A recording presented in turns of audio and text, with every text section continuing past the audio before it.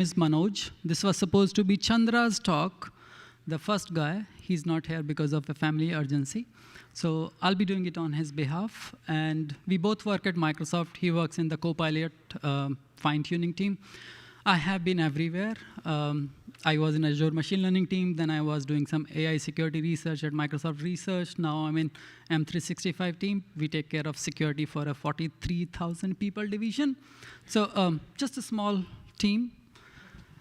Let's talk about maintainers. How many of you are actually a maintainer on an open source project? Yahoo! Keep your hands up. How many of you are the sole maintainers on that project? Beautiful. I like you. So this is the story of you, of people like you. The problem that we see in open source is a lot of these projects have just one or two maintainers, and most of them are burnt out. If you look at the numbers, and because it is called open source, nobody is paying you. In most cases, almost 60% of the people have decided to quit or are at the verge of quitting. And the biggest reason is they are burnt out because they are doing too much and getting nothing in return. And a lot of these people work on solo projects. Now, if you start paying them, like for example, when I used to contribute to open source, I was paid by Microsoft. Plenty of money. I would fix everything very quickly, but not everyone has the same opportunity. And why is this relevant? So again, if you were here in the previous talk, I'll give you an example of an incident that happened. In 2022, this XZ, if you work on Linux-based system, you probably have seen it. It's a small compression library used pretty much everywhere. Doesn't matter which distro you're talking about, it is somewhere there. So this maintainer, single sole maintainer, he says, you know, I have burnt out, I don't have time. One guy shows up and says, you know, I am God sent for you. I will take care of helping you. He started doing the patches. He started contributing slowly for a period of like 2 years. He was an attacker. It was a social engineering attack. So over a 2-year-long period, he was able to gain access to everything. He even changed the email aliases, so all the security reports, instead of the maintainer or the original creator, go to him. They don't go to this email alias OSS first. It was going to him. So he was able to do whatever changes he was able to or wanted to do, and then he added a backdoor. And according to that, it gets shipped pretty much everywhere. And if you are using Debian Docker images, some of them still have that vulnerable XZ binary there. So that is the extent it can go to. So that's why taking care of your maintainers is extremely important. I talked about the same numbers in the previous talk also. Some numbers are a little different. We have about 1.5 million of malicious packages everywhere, and that is growing almost 75% over a year. Since 24 to 25, that increases about 75%. And 9 trillion components downloaded in 2025. That's a huge surface area. 48,000 CVs published. Why we kept it at 48,000? This is one of the biggest number in any year. And the prediction is that very soon we'll hit 50K, right? And the biggest takeaway from this slide is the time to exploit is -1 day. That's our way to represent that attackers are finding these vulnerabilities way before the vendor is finding them. So we call it 0 day when vendor finds it, like Microsoft finds some vulnerability, or a researcher reports it to them. Then we call it 0 day. Otherwise, if an exploit or an attacker finds it first and ends up exploiting it, we call it -1 day. And on an average, it takes about 55 days to patch a vulnerability. Here are a few more examples. I will not talk about the first one. First one is not that interesting, though it led to a lot of interesting issues. It was a vulnerability in a GitHub action, which can be compromised in a CI/CD pipeline. The second one is more interesting. If you have not heard of it, I would say you should read a little bit more about it. It was one malicious package. You downloaded it on your system, and then it used LLM to generate more malicious packages of the packages that you own, that you maintain, and then it published those on your behalf. And then everyone else who downloads it had fun. So this became more or less like a worm, and this was probably the first attack where we saw LLM used. The next one is next supply chain, and if you are working with NPM, there are a lot of potential issues with that, especially if you're working with the triggers. So if you're looking for the PR trigger or what event should trigger a PR, there is a potential to find more information about your systems. And this was also another one where they were able to exploit your AI agents deployed on your system, on dev machines like Gemini, Code, Cursor, including Cursor, yeah. Does anyone use Cursor here? Ah, beautiful. I don't want you to pay them money. But does Cursor exist? Because I thought ChatGPT or OpenAI was planning to acquire them, but then they didn't for whatever reason. Gemini hired the entire team of Cursor, and then now they released anti-gravity. So I don't know what the future of Cursor would be, but anyway, don't pay money to them. You don't need that tool. Why does this matter to this room? For spec, you have about 8,000 packages. Any one compromise can lead to a lot of issues. Research integrity is probably more at stake. One decimal place change can lead to a lot of lost trust, not just in publication format, but the work that you are doing. I was talking to a gentleman who's in bioinformatics and biotechnology. It changes the entire gene sequence that you are trying to generate. Your systems are used by Department of Energy and a lot of other government organizations, not just enterprises, and patches are extremely slow. So it matters. I think you all understand it. What can you automate? There are certain things that you can easily automate. The first thing, if you are using packages, other dependencies, you can look at known vulnerabilities in those packages. Dependabot does it, Renovate does it. Those are free tools to use. They look for the packages depending on the configuration files based on the language that you're using. It automatically looks at the known vulnerabilities. If anything is there, it tells you the severity, critical, high, whatever, and then you can fix it. The automated part of fixing is not there yet, but you can at least know, because I think a lot of us don't even know what vulnerabilities we are dealing with. You can do static analysis. If you are not doing it, please do it. You can use CodeQL or SamGrep. Both are amazing tools. I would say use both of them, don't just use one. You can also analyze the security posture. So OpenSSF scorecard and step security, again, free tools. On this slide, there are differences between SamGrep and CodeQL. All I want you to remember is SamGrep is just a glorified regex pattern detector, more or less. It uses some AI to give you some scoring about those findings, but it essentially finds patterns, nothing more than that. CodeQL is way better than SamGrep on that front. It has semantic understanding of your language or the programming language that you are using. It analyzes which class is calling which method is being called by which method, and so on, and it can go up to 70 layers of stack.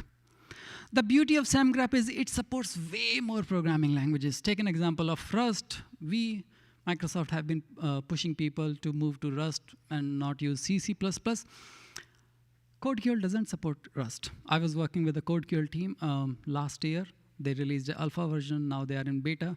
Only have 5 or 6 rules so far. SamGrep have more rules. But again, if you are using the community version of SamGrep, it only has 3 rules for most of the programming languages. So eventually you have to create an account, which is free. You don't have to pay them money. So both of these tools are free. Please use them. These are the 2 other tools. One tells you the security posture of your project. It looks at whether you have static analysis enabled or not, whether your dependencies are pinned or not, whether the permissions are overprivileged or not, all of those things. And then step security, that's essentially, think of it this like a antivirus or malware detector running on the executor where your GitHub actions are running. And the 3 incidents that I had on the previous slide, it was able to detect all 3 of them without even having any knowledge of those existing. So if you are using these, you have a much better chance to survive some of these attacks. Now, you'll be like, okay, fine, all of this is theoretical. I don't think it is all possible. We did it. And again, I'm not going to tell you which project I'm talking about, but it is a very widely used AI red teaming framework. Pirate. We built an automated pipeline. We added 4 agents to that. The first agent essentially looks at all the vulnerabilities. It ran like 8, 9 different tools, whatever tools we could find, or which were relevant to their project. We added all the tools. It found about 1,000 vulnerabilities in that repository. Now, if you assign those 1,000 vulnerabilities to anyone, no one is going to take a look at it, right? So you need to add some metadata to it, right? And that's where the second agent came into picture. It analyzed all of those 1,000 vulnerabilities, figured out how many of these are false positives versus true positives. About 97% were false positives. So that leaves us about 300 or 30, whatever number that is. And then, even in that small number, somebody have to assign a score to it. Like, do I need to fix all of them? Do I need to fix only one of them? How do I know? So the agent 3 did the scoring. It assigned them the low, critical, high, medium, and then it also gave them a score. And we only focused in Microsoft. We generally ask teams to at least fix high and critical, if not medium. We ask them to give us a plan for medium ones, but immediately they cannot ship their software if there is a high or critical vulnerability. That's the same recommendation I would do for anyone else. For this, we were able to find 1 high, 1 medium. And then the next agent can generate a fix for these vulnerabilities. So we used LLM agents to generate the PR, and then developers were able to take a look at it, and then you just approve it. So you can have a similar infrastructure. Most of these tools are free. You don't need to pay for these things. But when you are using agents, in my previous talk also I said, agents are fun. Remember, they also have attack surface. It's like you're using a tool. It can be exploited, right? So when you're using an agent, try to pin to hashes, not the versions. That's one of the problems. Try to give them the least amount of permissions that you need to, or that your agent needs. Like we all have been talking about least privilege for like centuries, I guess. Same thing.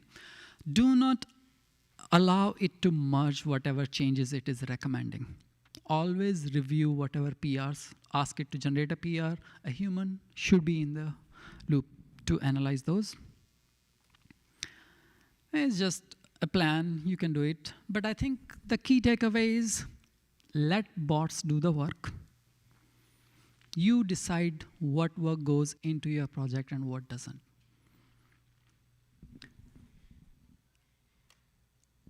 If you have to take a summary of this thing, enable some of these tools. Enable Dependabot, because a lot of you depend on other packages. If nothing else, at least do one of those things, Renovate or Dependabot. It's extremely easy. If you want, you can ask Gemini or Claude to generate a config for that. It can do that for you. Enable static analysis, if not dynamic, at least static analysis. CodeQL and SamGrep, like I said, both are free. Pin to digests, don't pin to versions. Run OpenSSF scorecard. Trust bots for repeating boring work. They can do it for you. You don't necessarily need to do that. Anything fun and interesting that you're doing, design decisions that you're making, architecture changes that you are doing, you do that. And with that, yay, this time we made it in 15 minutes. Questions?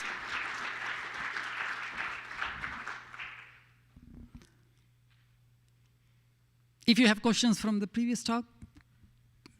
Any questions? I have one for you. You mentioned pinning to hashes as opposed to versions because of the GitHub Actions exploit that you mentioned. At the same time, you showed the OpenSSF scorecard, and it was dinging the project that you were scanning for having pinned dependencies. How do you deal with that? Yeah, they know about that part. They are working on it. If they haven't fixed it yet, we had that conversation a long time ago with them.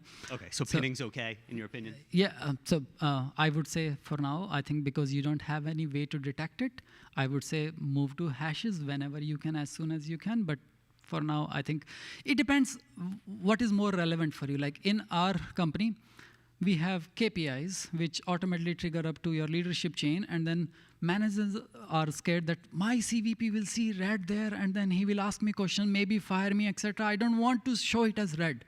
So then they come to us and they say, change the policy, extend the timeline from 30 days to 60 days, 90 days, whatever. It depends on what's relevant for your team, your group. If you think seeing red on Open's SSF scorecard is what is bothering you, okay, pin it. But if you really want security, I would say move to digest.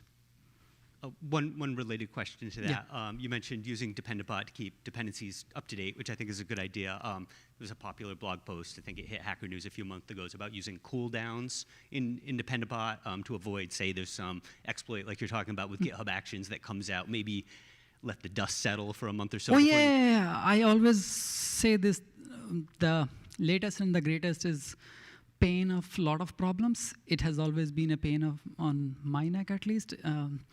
So be cautious, because in open source world, you are not just relying on one package. That package relies on 100 other packages. This package maintainer updated doesn't mean that everyone else is updated. So the transitive dependencies makes it way more problematic to bump the version immediately it is released, right? So you may not be able to do it at all. If you are on the .NET side, DLL hell, then you have to specifically mention which version you want to load at runtime. So like you said, be your own judge. Make the best decision for your project at that case. Yes.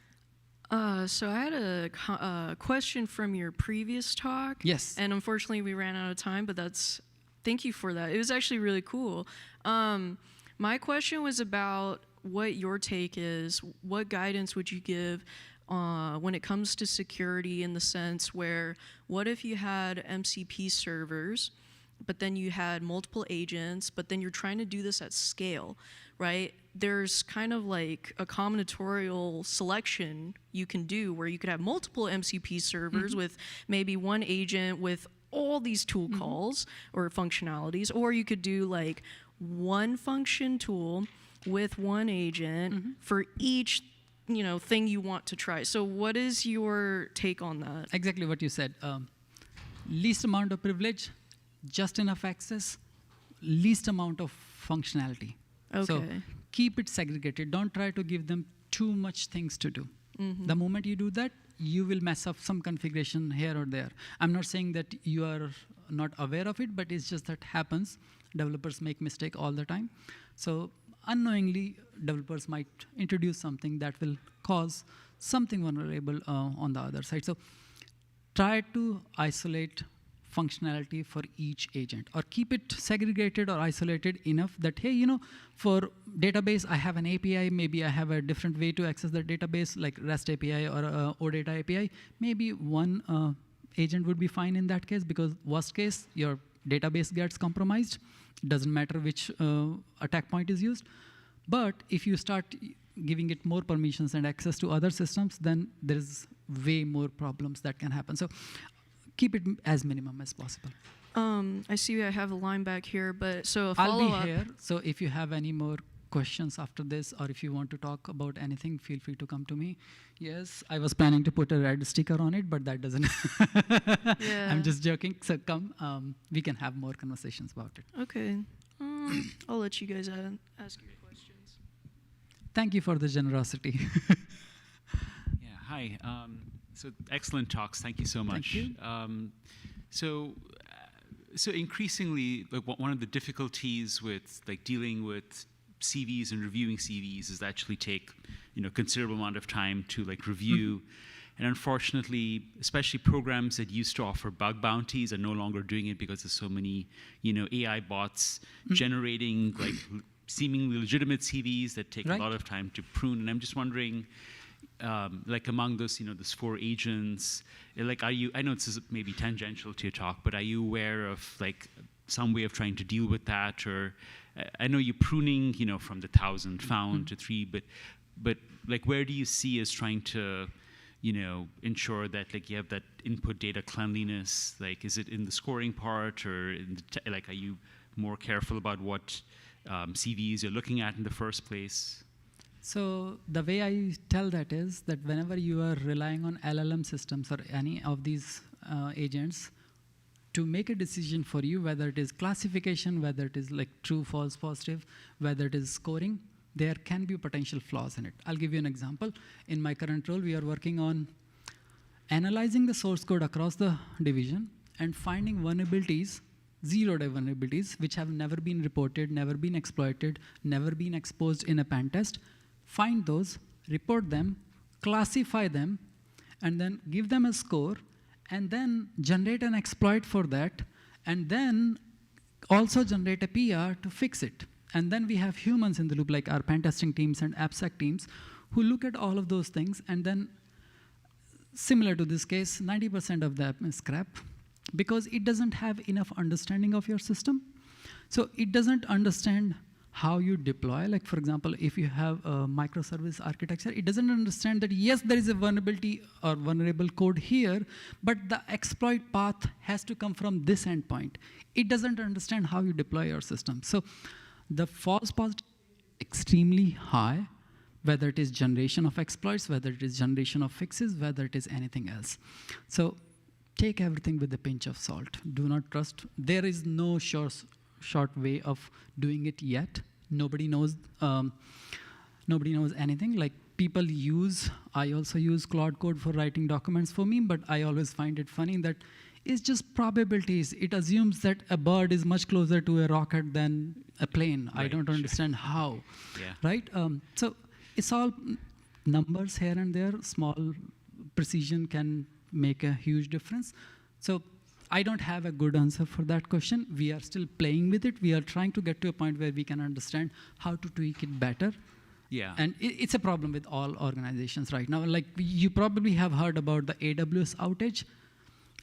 Their VP said, hey, 90% of our production code is written by our agents. 3 days later, there was an outage for multiple hours. So now after every PR submission, they have review meetings, like what code was generated by the agent and then what was merged into the system, because it doesn't understand your entire system holistically. Right, of course. Just before handing out, I just want to make a comment that I think it's very refreshing that you're trying to proactively find these exploits and then go through all the trouble of patching and reviewing.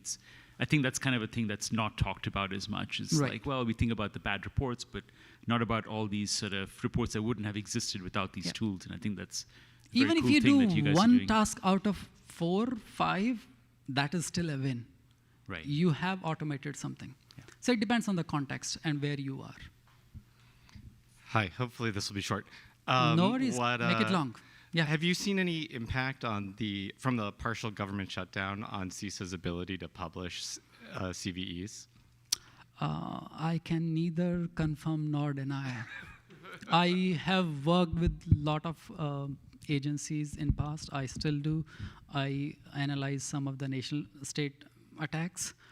I cannot say anything about it, but yes, a lot of these have been responsible for some of the outages, even including in multiple organizations, government organizations, and it is what it is. The reason for that is, I'll give you an example. I'll take a bullet for everyone else.